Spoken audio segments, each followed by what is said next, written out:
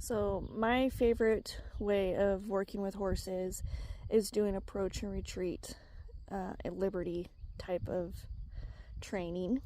So I'm going to give you an example here.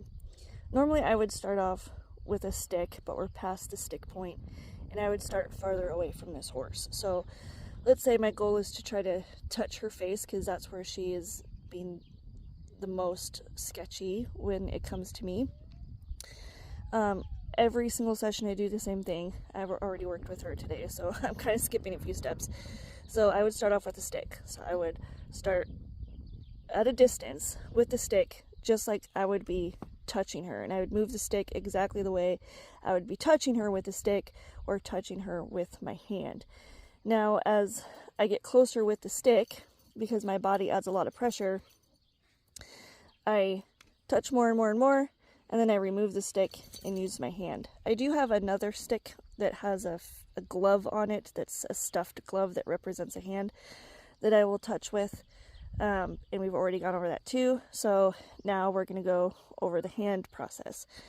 So now this is dangerous because sometimes horses can flip out and kick out, so it's important to be aware of your surroundings and where you are at all times when it comes to the horse. And so I'll start off way out here, just like if I was petting her with my hand and moving my way around her body, just so she gets used to this motion. If she stands still, then I'll walk away and I'll give her a break.